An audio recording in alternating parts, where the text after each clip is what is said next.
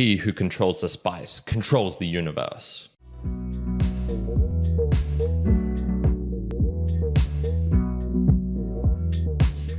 Welcome, my mere mortalites, to another round of the book reviews. My name is Kyrin, and I do these book reviews for those who want to transcend beyond their own mere mortality, to learn something interesting, to go deep into the depths of what humanity has to offer.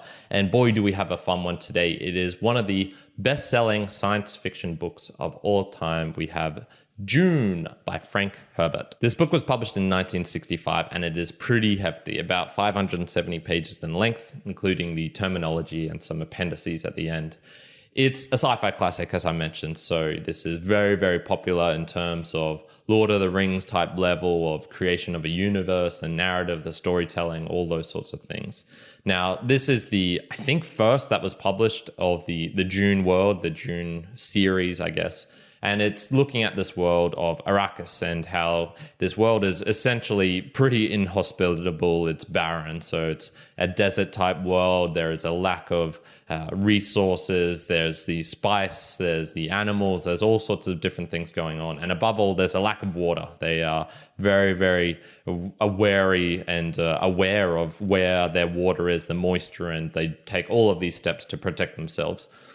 On top of this world is then the narrative of the persons in the book. So this is things like Paul Atreides, who is essentially a duke. He's part of a royalty, I guess, and he suffers a betrayal and is then trying to reclaim his heritage and get revenge on the people who have done him injustice. And then there's all of these other characters associated with him, his mother, his, girlfriend / wife / partner / mentors, all of these different types of people linked up in this huge narrative. And I think I'll leave the plot line there for the moment.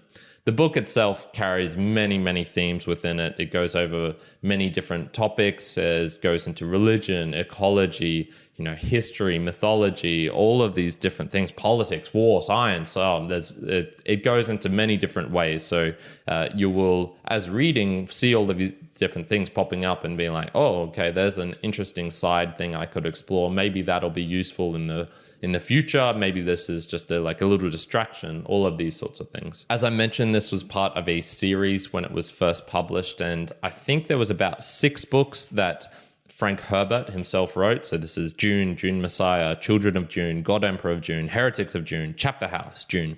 And then there's these whole series which were created by his son and I believe by Kevin J. Anderson. So I'm not sure if he was another writer or not. And this has created the mythology that is behind Dune and why there is so many different books and why it has that Lord of the Rings type feel where it is a completely new universe and it has so many characters, so many timelines, so many interconnecting, weaving stories and things like this. What's really interesting, I guess, is how he came up with it, because apparently, from what I could gather, he was basically just tripping balls on psilocybin mushrooms and thought, yeah, you know what? I could create a book out of this. So not exactly that, but it's also mixed with the Oregon sand dunes. He went there when he was younger, I guess, and before this book was published.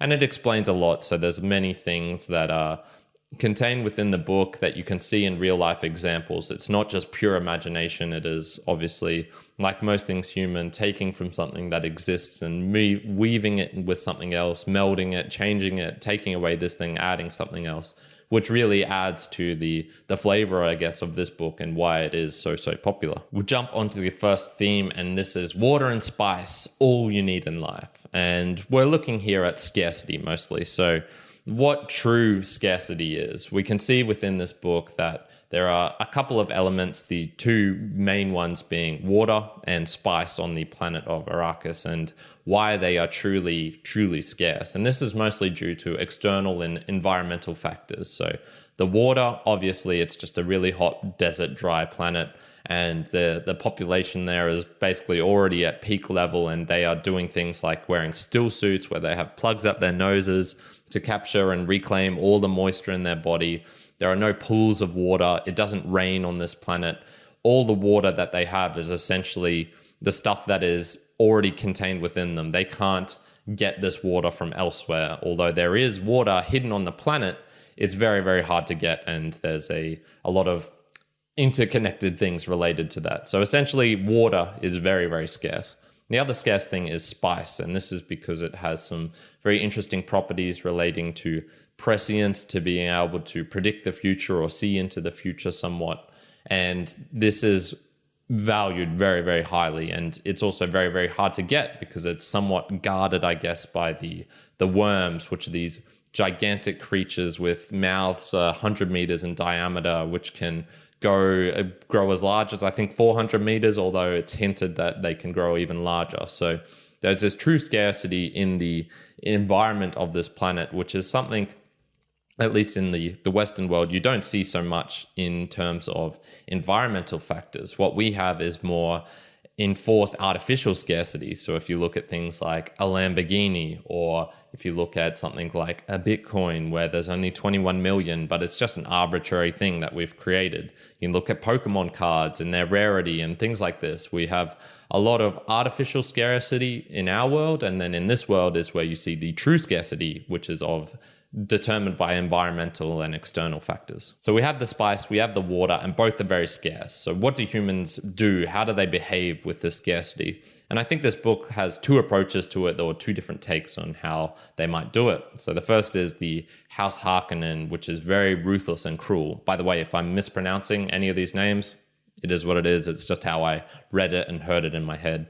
And they are just beasts. One of the dudes is called Beast Rabban, and so you have the Baron, you have Beast Rabban, you have the nephew, and they just act with malice. They have this subjugation of their population. They enjoy treachery, infighting. They enjoy doing sneaky tricks of poison and all of these different things. They take enjoyment in the cruelty aspect of it, I guess. And the other is the Freemen. So these are the natives of the planet of Dune.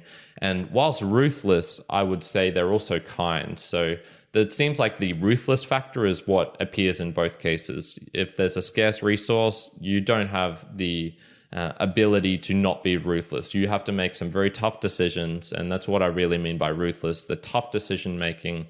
This person lives or this person dies. We go over here, and if we get this wrong, we all die, or there's more abject poverty or misery, or bad things happen. So that is part of both of their decision making, but I think there's a kindness behind the Freemen. They have this collectiveness. We share our water. My water is part of the tribe, is part of the group, is part of the Freemen. Everyone owns it. And so although you have the scarcity in both cases, you sort of need to be ruthless to obtain the scarcity or make decisions related to the water and the spice and things like this.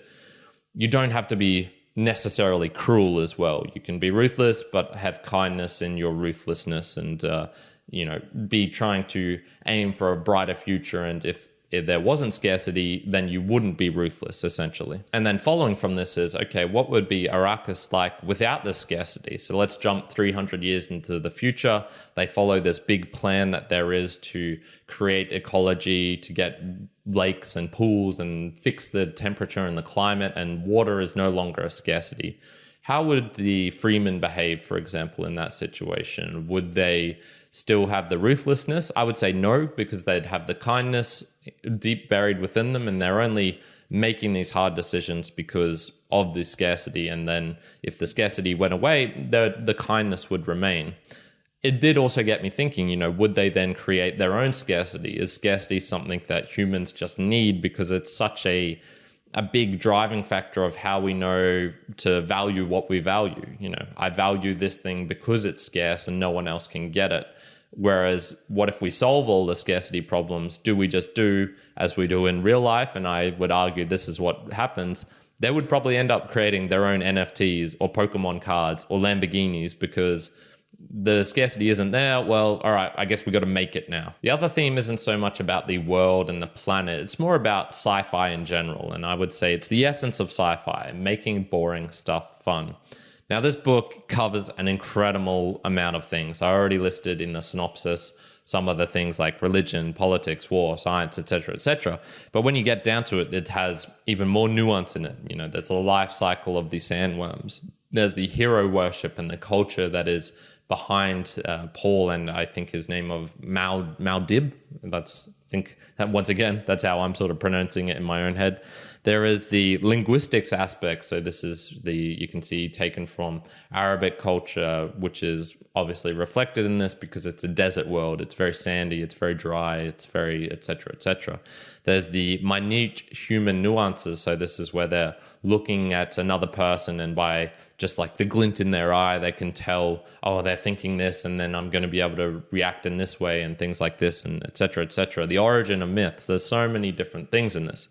Now, I think the fun part of sci-fi is that it makes all of this fun. It condenses it into the good highlighting parts.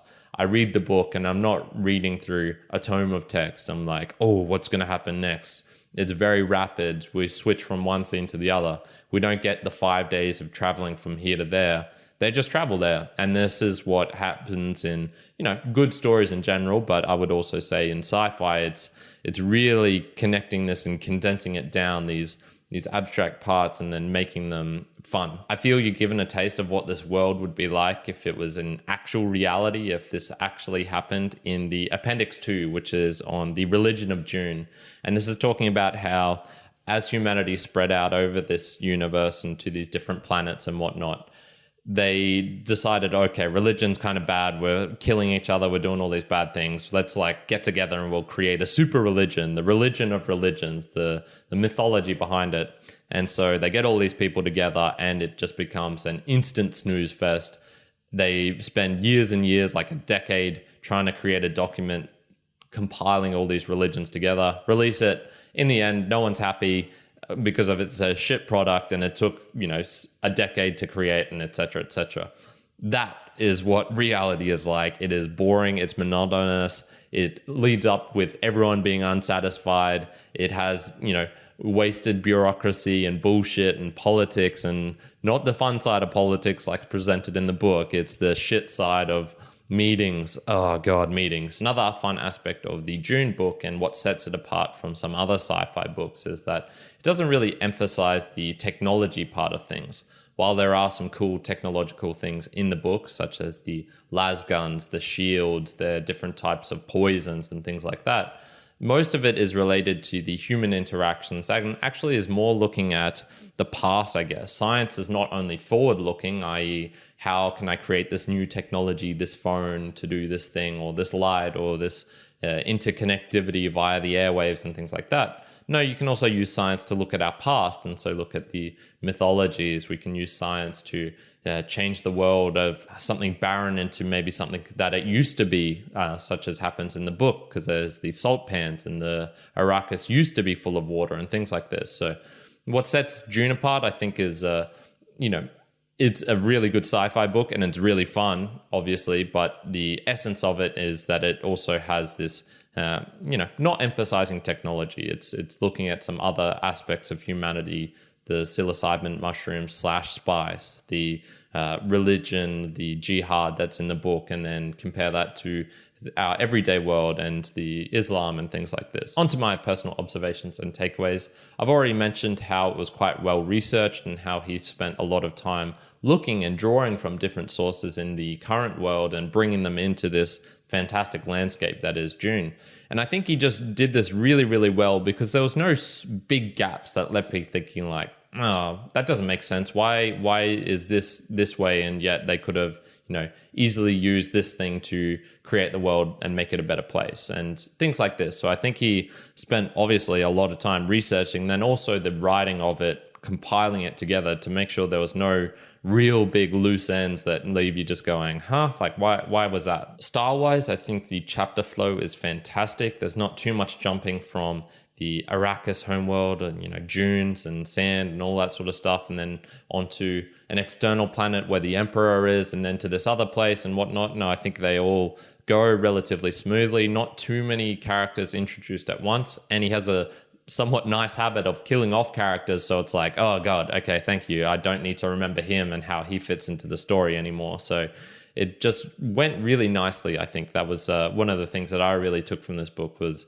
I didn't have to go back and think like, oh, geez, what did that guy do again? Like, what was he doing? No, it just went nice and smooth. I could follow it from start to finish without having to go back and go, oh, what was that? He also included those little snippets at the start from Princess Irulan. I think that's how you pronounce her name. Irulan? I don't know.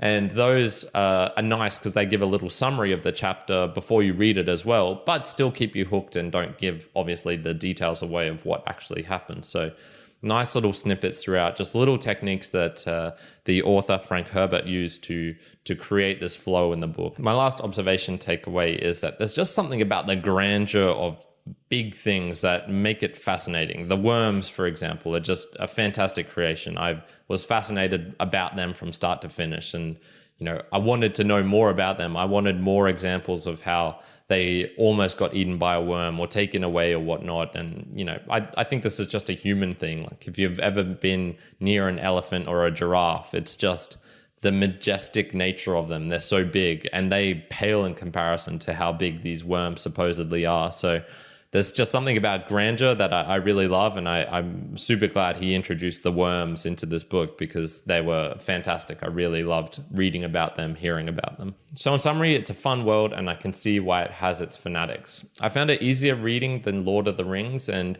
the flow, the chapters, the style, I really, really enjoyed. The characters, the worms, all of that stuff was fantastic. The only downside, I guess, if you wanted to put it, was the poetry and the songs that are contained in small snippets. I didn't really care for them. I would sort of skip over those tiny little parts. Other than that, though, I found it a fantastic book for reading at night. But I'm not sure I'm willing to invest the time that it would take to read the other 16 plus books or however many there are. So all in all, I'm giving Dune by Frank Herbert a 7 out of 10. Very, very solid read. And that is it for today, my mere mortalites. Thank you for joining me to this part of the video. What are your thoughts on Dune and maybe even the Dune movie, which I believe is coming out right now or is already out or recently coming out? I would love to know your thoughts on both the book and or the movie. That'd be fantastic to hear. What did you think of the scarcity in the book? Do humans behave ruthlessly always with scarcity? Are we always going to create our own artificial scarcity if there is none? All of these questions would be fascinating for me. Leave a comment in the YouTube comments below. And if you could share with a friend, if you could like the video, subscribe, hell, all of that would be fantastic and really help me help out the channel. Other than that, I hope you're having a fantastic day wherever you are in the world. Kyrin out.